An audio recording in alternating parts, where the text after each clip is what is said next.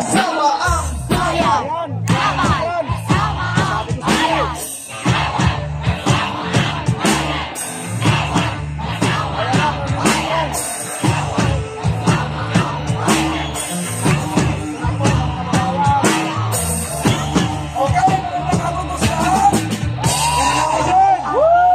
Alam niyo po, mula lang pinanganak ako, ngayon pa lang ako magsasalita.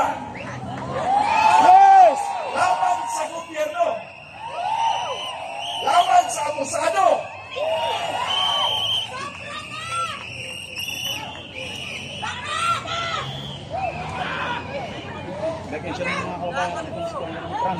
Dating yeson lang ako noon sa Upi, Maguindanao. Ako ay sumabak na sa training ng military at lumaban sa rebelde sa edad kong 13 anyos at napalaban ako ng 14 anyos mula sa edad na yan hanggang ngayon.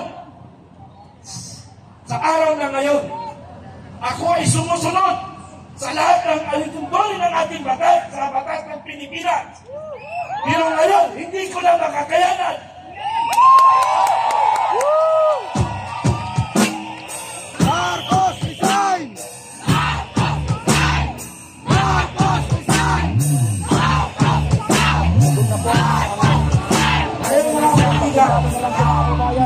Mga kaibigan, hayaan niyo muna ako magsalaysay para magiging credible ang aking sasabihin na walang halong plastic, walang halong ano pa man. Yan ay nakabayan galing sa aking puso ang sasabihin ko ngayong araw na ito. Mula ako sa Mindanao, 1974, dinala ako sa Luzon dahil nga sa itmura kong edad, napalaban na ako ng 3 araw, 3 gabi. 17 lang kami laban sa 400 na rebelde. Pero ano nangyari sa QGC? Isa lang ang nahanap, libo-libong otoridad.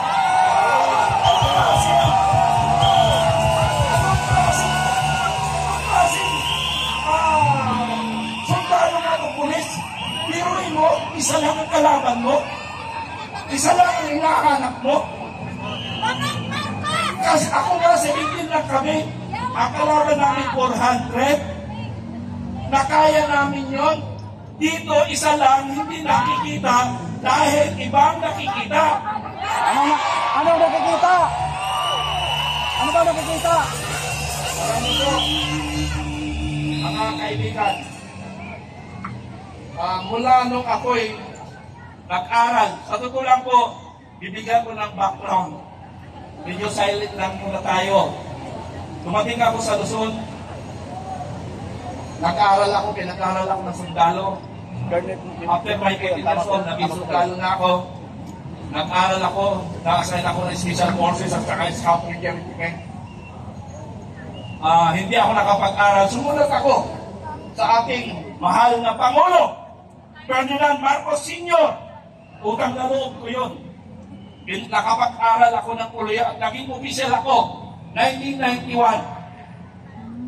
Shortcut ko na. Nag-retire ako 2014.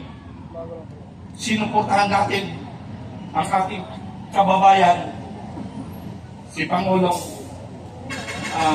Digong Duterte. Dumating ng 2022, ako ay nangampanya, naghanap ng mga tao na susuporta kay Bongbong Marcos Jr. Umabot kami ng 6 million more or less na membro, sinuporta ko sa kanya. Ginawa ko yan at bilang utang na loob at akala ko ang katotohanan ay lalabas. Wala palang katotohanan lalabas.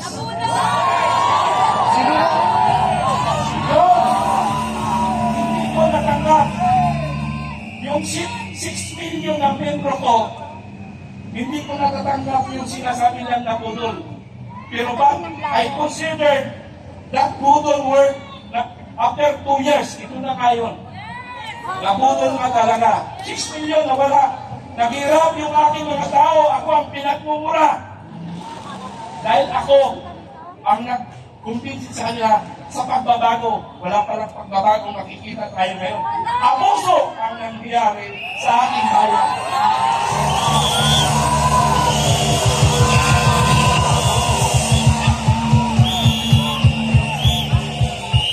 Ang grupo namin, inaasahan namin, yung 6 million na grupo ko na buong Pilipinas na magtatayo kami ng kooperatiba at lalakyan ng pondo.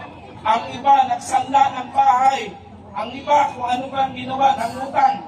Sabi nung isang commander ko sa Bisaya, sabi niya, sir, nagbago ng buhay ko. Agad! Nagbago ng buhay ko. Akala ko nga nagbago ang buhay niya kasi naghirap na siya. Dahil nga sa pangako. Ang kausap ko dito, para malaman nyo, before the election, si Mr. Martin Araneta. Sumunod, ang kausap ko na dito nung nakaupo, yung hindi pala natin kababahin yun, sa Limpusa lang sa Mindanao, si Secretary Lagdamillo. Yan ang mga kausap ko. Lumipas ng panahon, April 9, yung masaklap. April 9, mga kaibigan. Kami ni Kapindado. Sino nakakilala kay Kapindado? Ito! Sino nakakilala? Bakit ako hindi nyo kilala? Kilala! Kilala ka namin! Kilala niyo ako! Kilala niyo ako! Oo! Kasi matagal nyo na akong hinahamon. Mapupunta dito. Yun! Sabi ko kailangan pupunta ako maraming tao. Yun! Pakarami na ang tao. Hinamon ako sa aking vlog. Ang dami ng dimona, hinamon bakit hindi ako pupunta. Ako ang pinauna ni Captain Dado. Dito, kung kilala nyo na si Captain Dado, ang unang sumigaw na Marcos resign sa military, retired. At pangatlo ako, after General Macanas. Kilala niyo si General Macanas? Yes! Pangatlo ako, tatlo kami MUP. Blackers, ano MUP? Military Personnel. Ano po, yun po namin. Bakit ako lumitaw? May utang na loob ako sa Marcos.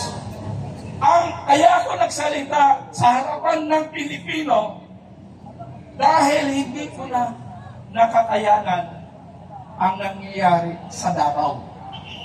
Kung saan, tatlo na lang kami magkakapatid na nagtitira. Ang dalawa kong kapatid nasa Tagum City at ang aking mga pinsan nasa Davao. Tinatanong ko anong nangyayari. Sabi niya, sir, pinsan, mukhang dito yata sa Mindanao at pagmumulan na magiging problema ng ating bansa. Ang sagot ko naman sa kanya, hindi natin maiwasan yan kung totoo talagang darating tayo dyan. Ang ating Panginoon ang magbibigay ng katotohanan na ang Mindanao, sa Mindanao, sana huwag magbumula ang ating problema. Sana magkakaintindihan tayo. Pero sa nakikita ko ngayon, nangyari sa KOGC. Biruin nyo, isa lang yung hinahanap. Thank you, sister. Ang daming pulis. Ang daming pulis na pumupunta. Narinig mo ba sa panawagan ni Supremo? Panawagan ni Supremo ni Captain Dado, disband the Philippine National Police. Kaya ba kayo? Kaya! Kaya! Kaya! I-report natin ang Philippine National Police doon sa mga involved, especially involved doon sa pagpasok sa KOGC. Mali yung ginagawa. At may narinig ako ngayon na maraming kapulisan nag-uusap-usap na sila. Saan ba tayo? Sa katotohanan ba? Sa kabutihan? Kasabahan! Saan ba tayo? Sabi nila. Saan sila? Dapat sa kabutihan tayo. Hindi na tama. Para bang ang tingin sa atin, para bang wala na tayo silbi na isang mamayang Pilipino. Tingnan nyo ang sitwasyon. Isang sibilyan, kinakausap ang pulis, nakaganon ng pulis. Para bang walang kwenta tayo para sa kanila. Pero ang sinasabi ko nito, ang sinasabi ko mga kaibigan, tungkol lang ito sa mga inborn na pulis na hindi alam yung tama't mali. Commander ka, hindi mo alam ang tama't mali. Okay, alam nyo na ba? Alam nyo ba si General Torre? Ano? Si General Torre, alam nyo ba? Mga kasama? Nakita nyo na ba? Ha? Nakita nyo na ba na mayroon siyang persona ng grata? May alam ba kayo? Persona ng grata? Saan? Kalbayog si Kasamar! Oh, mayroong persona ng grata si Dan Kernel. Nelson ba pangalan? Torre. Hindi nakalimutan. Noel Nelson. Mayroon siyang persona ng grata sa Calbayog City. Ayaw nilang papasukin si General Dan Kernel Torre dahil palpak na commander. Pinuwi mo. Torre palpak! Commander ka? Ha? Commander ka? Ha? Commander ka? Gagawan ka ng persona ng grata. Akala ko sa ibang tao lang nangyari. Sa General Torre nangyari sa kanyang persona ng grata. Kanya, tignan niyo sa Facebook ko. O advertisement lang muna ha. Manood kayo ng Makabayan Informative Channel. Ako po yun. Ha? Ako po yun. At kayo mga Pilipino, kung nasaan man lugar kayo, sulok ng Pilipinas, mayroon akong mga commander. Ang aking organisasyon, mga kaibigan. Tandaan nyo ha, pag may problema kayo,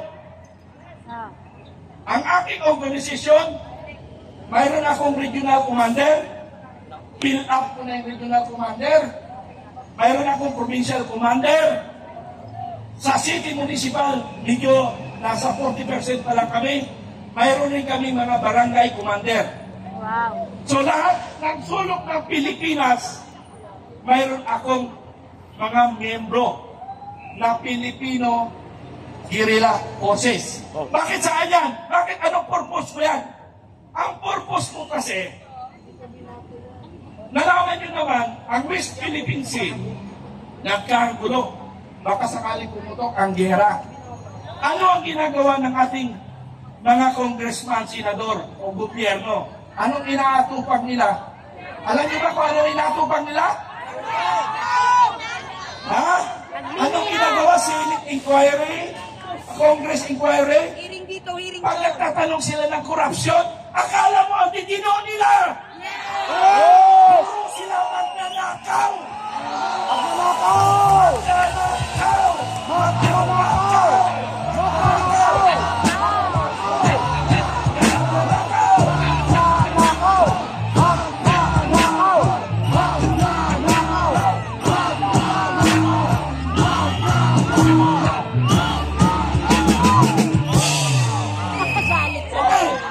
Hinahamon ko ang Congress at Senate.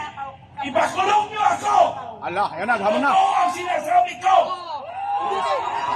Kasuhan niyo ako. Magnanakaw. Magnanakaw. Magnanakaw! Magnanakaw! Ano mo, ang takot ng taong bayan? Sigaw na magnanakaw ng ating sitong. Alam po, mga kabayan.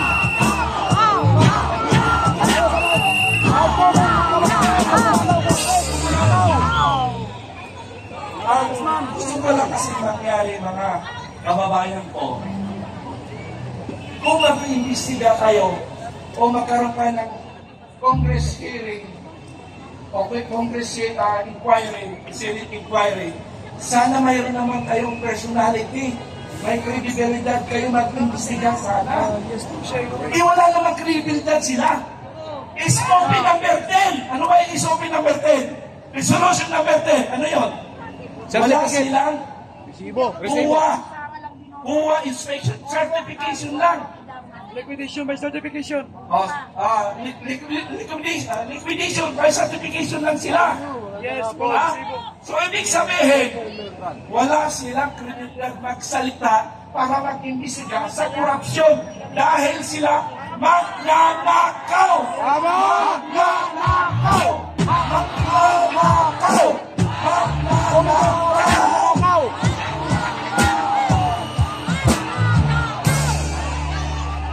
Okay. Ubos na ang pera ng bayan. Pag nagkataon, maubos ang kaban ng bayan, mapapares tayo sa bansa, ano? Myanmar! Naghihirap ng Myanmar, naubos na dahil sa puro pagnanakaw. Ano? Gusto ko, sana pag umikot ang mundo, umikot ang panahon, na mawala ang ating nakaupong Pangulo ngayon. Sana tayong lahat laban sa magnanakaw! Laban sa magnanakaw! Laban sa magnanakaw! Laban sa magnanakaw! Laban sa magnanakaw! Laban sa magnanakaw! Laban sa magnanakaw! Okay. Asahan namin na magkaisa tayo. Nanay Donton. Laban sa magnanakaw, laban sa akusado. Iyan kaya ako lumitaw dito. Kaya ako nagsalita. Oops! Bangag! Walang ganunan. Ha? Bangag na, bangag na. Sa totoo lang, hindi pa ako nagsasalita ang bangag ni bangag. Kasi parang hindi ko pa ayaw tanggapin. Pero parang napipilitan na rin ako magsalita ng bangag. Pero ang hiling namin, dapat magpa-drug test. Drug test! Drug test! Drug test! Drug test!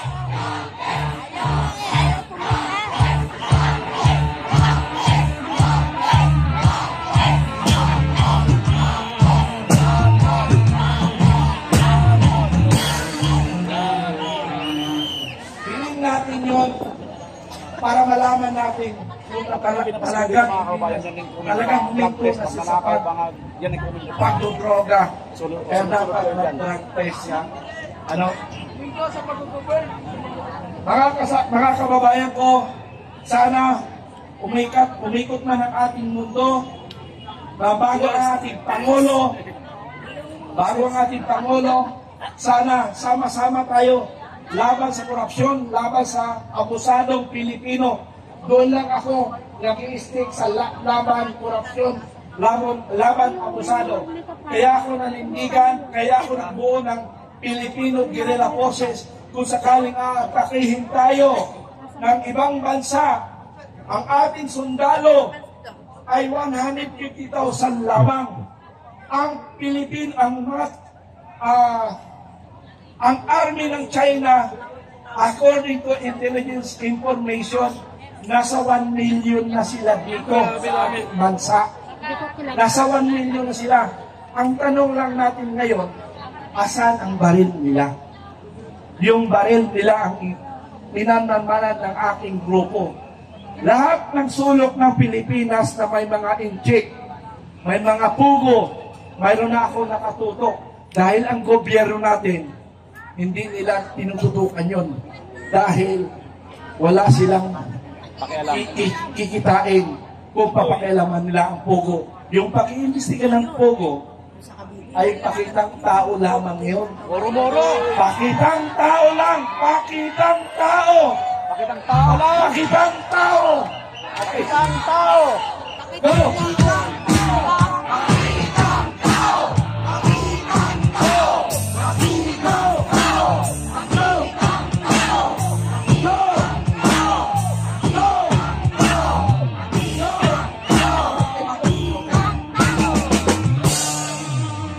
Ako'y nalulungkot talaga. Akala ko darating na ang pagbabago. Bagong Pilipinas. Ang pangalan ng Bagong Pilipinas. Pero yung sistema, mas Double meron. natin. Oh. Gusto ko sana ipakilala rin sa inyo ang aking grupo. Yan na. Sa Metro Manila, ang aking commander. Ang aming commander sa Metro Manila ay isang retired PMA 76. Si General Pilisardo. Sir, Yun. ito po yung commander namin. Metro Manila. Ayan na. General Pilisardo. Ay, correction. 77, PMA retired 77. Si Captain Dado, siya ay PMA 83. Baron, 83. Yung ang aming Supremo. Ako ang pangalawang Supremo at si Sir ay sa Metro Manila Commander. At ang andito ang isang commander ko, simple lang. Region 6 Commander. Isang retired na sundalo. Oh. Okay, siya commander ko sa Region 6. Nakadilaw. Naka-orange. Naka-orange. Yung taga Mindanao. Ang area commander ko ng Mindanao. Focus mo na sa Mindanao. Isang retired colonel na isang abogado na si Attorney Bernabe na isang taga Davao City pero naka-star sa Region 3. Region 13 what I mean. Pero ngayon nandoon siya sa Davao City. Yung aking commander ng Mindanao. So, 6th region, may mga commander ako doon, baka kilala ninyo. Sa Region 9, si Commander Abi, isang Muslim, isang Eminirep. Sa Region 10, isang retired, Sergeant Alarba. Sa Region 11, si Engineer Alsalte. Region 12, Colonel Cedinho. Region 13, yung pa rin si Atty. Bernabe. So mayroon kami mga commander sa Bisaya. Sino taga Bisaya dito? Yes. Bisaya! Bisaya kitang tanan! Okay, sa Bisaya ko sa Region 6, ito siya, Region 7, Colonel Lord Delisa. Isang retired general, isang ranger. Region 8, isang abogado, police major. Major Godis sa Region 8. Mga general ko ito. Okay, Region 1. Isang civilian, si Roy de la Cruz. Sa CAR, si Colonel Bayo. Sa Region 2, si Julio Maison. Region 3, Colonel Rodi Lopez. Region 4A, Major Sabiron. Sa Region 4B, Colonel Pipit. Bicol, Colonel Noe Magno, at ang Southern Luzon Commander ko ay si Colonel Romy Saparat. So yan lahat ng area, may mga tao kami. In time of war, patalastas muna ako. In time of war, kung sakaling magkagera tayo, wag naman sana. Pero paano kung mangyari? Alam niyo ba ang gagawin niyo? Pag nagkagera? Hindi niyo alam, di ba? Patulong sa inyo. Hindi kayo nagtatanong sa mga lolo nyo eh. Di ba sa panahon ng gera, walang pinipili, babae man o lalaki, bata man o matanda. Pag alam nila magiging kalaban ka, papatayin ka na lang nila. So mas magandang mamatay nang lumalaban. Yes. Laban tayo, laban! Laban Pilipino! Laban Pilipino! Laban Pilipino!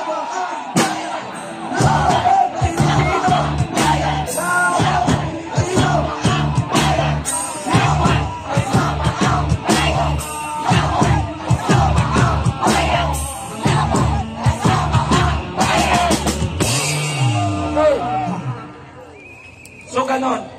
Matalastas muna ako. Pero may iba naman yung ating pandinig sa tainga.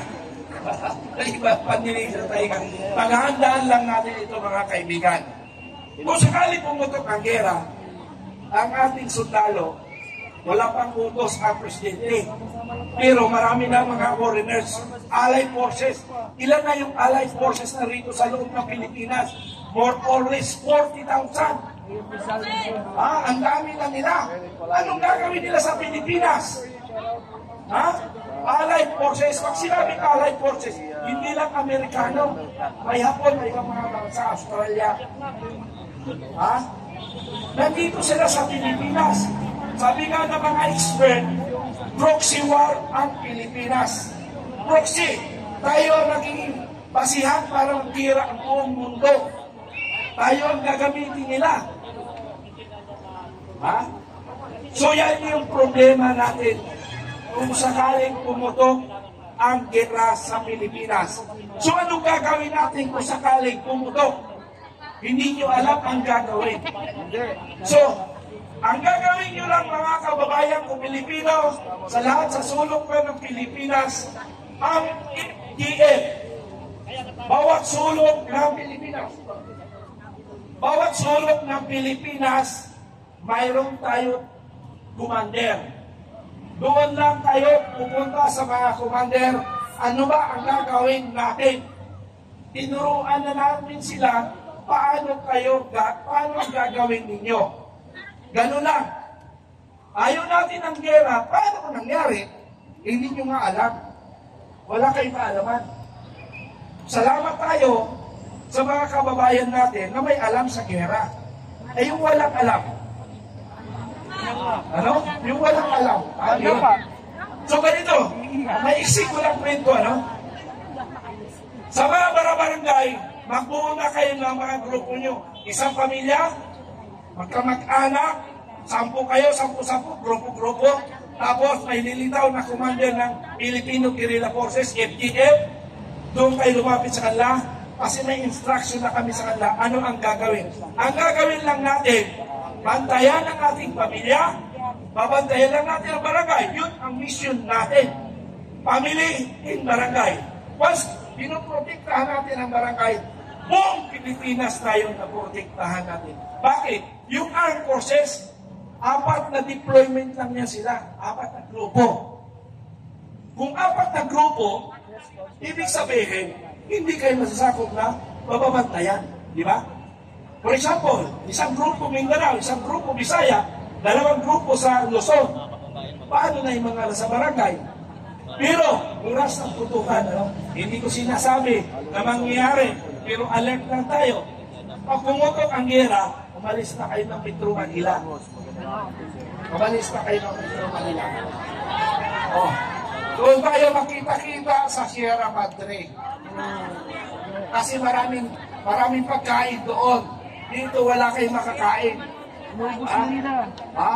Huwag kayo dito kasi sa loob ng 6 na buwan, wala nang makakain dito sa Quad. Sa Metro Manila, ang problema lang, puro dito ang bagsak ng mga missile. Kasi ang purpose kasi ng gera, pababagsakin ang ekonomiya. Pag bumagsak ang ekonomiya, wala na tayong panggastos, suko na tayo. Paya ba tayo? Suko tayo? No! Suko ba tayo? No! Suko ba tayo? No! Laban! Laban! Laban! Laban! Laban!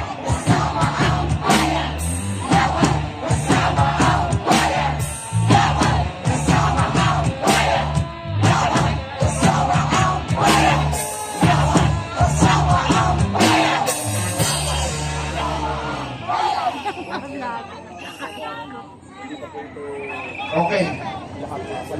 So, mga kaibigan, nagsalita ako sa totoo lang para sa Armed Forces laban of sa the Philippines korupsyon yan. at saka laban Sa abuso. Yun lang po ang objective ko. Paano maalis ang korupsyon? Paano maalis ang abuso? Paano? Pakisagot, paano maalis ang korupsyon? Paano maalis ang abuso?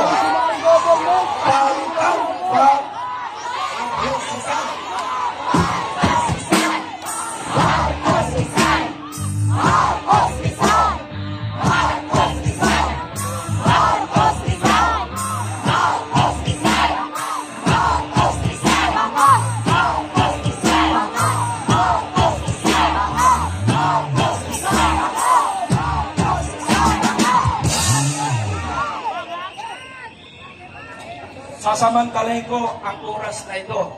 Sige. Baka bukas, hindi na ako makapagsalita dito. Nasa kulungan na ako. Kaya ba kilaban? Kaya!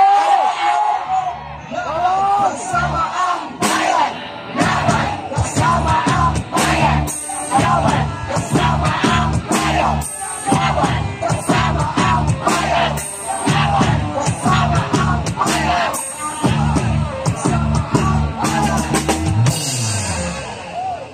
Hinahamon ko ang Congress at Senado. Manahimik na kayo! Manahimik kayo! Wala na kayo ginawa! Wala kayo ginawa sa kabutihan ng mamayang Pilipino! Congress! Congress! Ha? Pag nagkataon, nagbago ang panahon. Panahon. Ha? Nagbago ang panahon. Kami ang sisingil, ang taong bayan, ang maniningil sa Congress at Senado. Kaya natin! Kaya! Taong bayan, kaya na! Laban! Kasama ang bayan! Laban! Kasama ang bayan! Laban! Kasama ang bayan! Laban! Kasama ang bayan! Laban! Kasama ang bayan! Laban! Kasama ang bayan!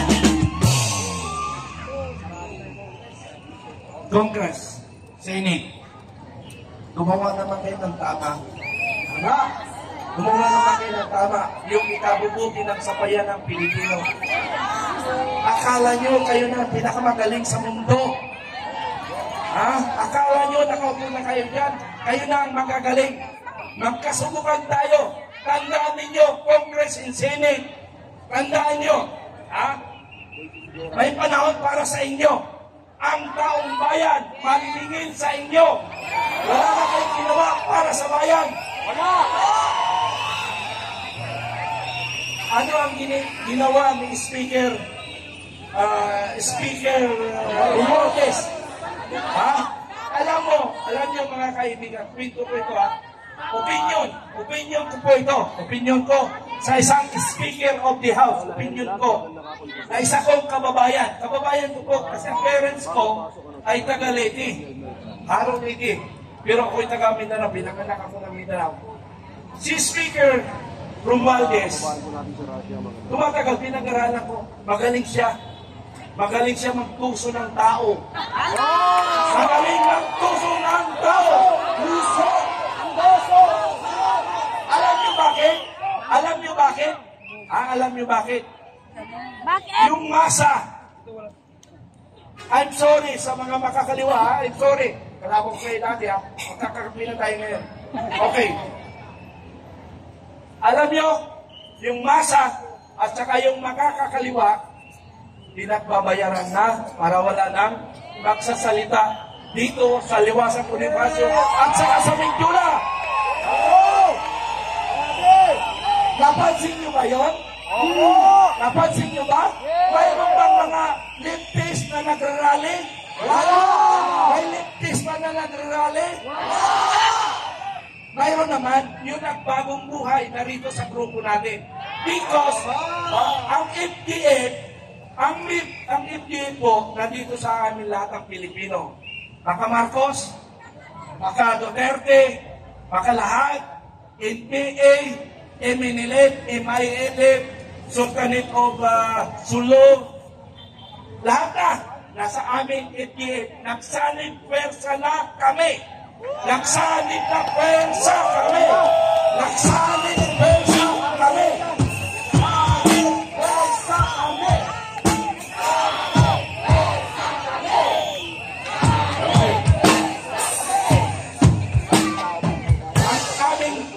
Ang aming layunin lamang ng FDF sa kabutihan para sa ating bayan at sa magandang Pilipinas. Yun ang layunin namin. Tulungan natin makahon ang Pilipinas. Hindi yung pangako ng mga pangakong trapo politician.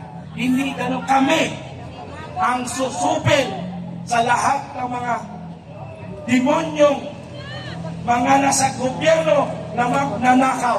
I'm sorry for the word, pero katotohanan po, real talk lang po tayo. Kaya ko narito, gusto kong labanan ang korupsyon, ang abuso. Yan ang gusto kong labanan.